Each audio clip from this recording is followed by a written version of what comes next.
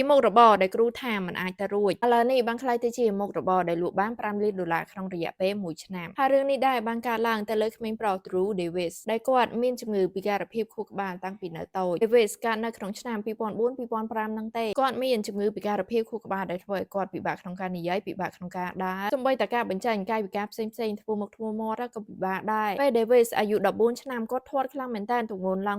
136គីឡូបែបប្រាប់គាត់ថាបើអត់សម្រកទម្ងន់ទេអាយុ18ឆ្នាំគាត់ក៏ធ្វើចលនាឡើងកើតបានតែគេងនៅលើគ្រែហើយដល់មកគាត់ក៏ខំខ្លាំងមែនតើក្នុងការសម្រកទម្ងន់មានទាំងការបដូររបបអាហារជាមួយនឹងការញ៉ាំរបស់ហល់បន្ទាប់មកគាត់ក៏សម្រកទម្ងន់បានជោគជ័យពេលអាយុ17ឆ្នាំនៅសាលាក៏មានរបាយការណ៍ឲ្យធ្វើគេឲ្យរៀបរាប់ថាពេលយើងធំឡើងយើងចង់បើកមុខរបរបែបណាគម្រោងមុខរបរមួយនឹងចាប់ផ្ដើមបែបណារកចំណូលបែបណាយុទ្ធសាស្ត្រក្នុងការលក់យើងគឺបែបណាហើយ Davis ក៏នឹកឃើញដល់អតីតកាលរបស់គាត់សម្រកទម្ងន់បានដោយមានជំនួយពីការញ៉ាំរបស់ហល់ Business Project របស់គាត់គឺធ្វើទឹកម្ទេសមានឈ្មោះថា Crippling Hot Sauce ក្រុមហ៊ុនទឹកម្ទេសរបស់គាត់មានគោលការណ៍មួយគឺបរិច្ចាគលុយ5%ពីការចំណាយឲ្យទៅមណ្ឌលសិក្សាស្រាវជ្រាវដើម្បីជួយដល់ក្មេងៗផ្សេងទៀតដែលមានពិការភាពខួរក្បាលដូចគាត់ចឹងគាត់ខំសរសេរផងឡើង presentation ផងគាត់សង្ឃឹមថាលោកគ្រូនឹងឲ្យគាត់100%ដែលត្រូវជា A បូកតែលោកគ្រូបែរជាឲ្យ B ដកវិញដែលពិន្ទុស្មើនឹង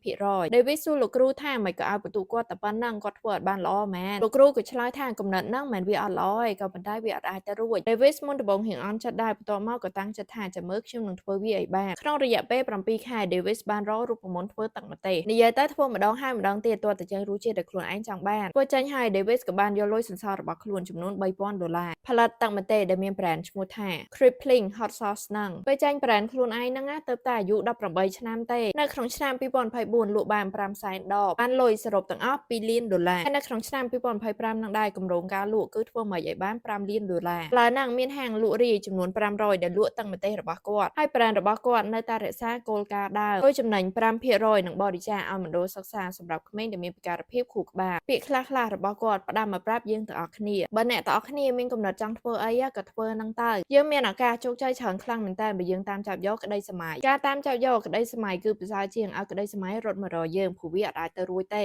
សម្រាប់គាត់គិតថាជីវិតហ្នឹងគឺខ្លីខ្លាំងមែនតើពេលវេលាក៏មានតិចដែរចង់បើចង់ធ្វើអីធ្វើហ្នឹងទៅយ៉ាងហោចណាស់ពេលដែលយើងឡើងសល់ពេលវេលាមានន័យថាពេលដែលយើងចាស់ឬមួយក៏ពេលដែលយើងស្លាប់ដោយសារតែយើងបានធ្វើអីដែលខ្លួនឯងចង់ធ្វើហើយចឹងដល់ពេលហ្នឹងក៏យើងអត់ស្ដាយក្រោយដែរសូមនិយាយតាមត្រង់ហ្មងខ្ញុំសរសើរគាត់ខ្លាំងមែនតើអានអត្ថបទគាត់ហើយគឺមានកម្លាំងចិត្តខ្លាំងហ្មងទោះបីគាត់មានពិការភាពក៏ប៉ុន្តែគាត់អត់បោះបង់អ្វីដែលគាត់ចង់បានទេថែមទាំងពិសោធន៍ឲ្យឃើញទៀតថាអ្វីដែលគ្រប់គ្នាគិតថាអត់អាចទៅរួចក៏ប៉ុន្តែគាត់បែរជាធ្វើវាបានធ្វើវាឲ្យទៅរួចហើយចុះអ្នកទាំងអស់គ្នាវិញពេលស្ដាប់អត្ថបទហ្នឹងហើយតើសារគាត់អត់កុំភ្លេច comment នៅខាងខម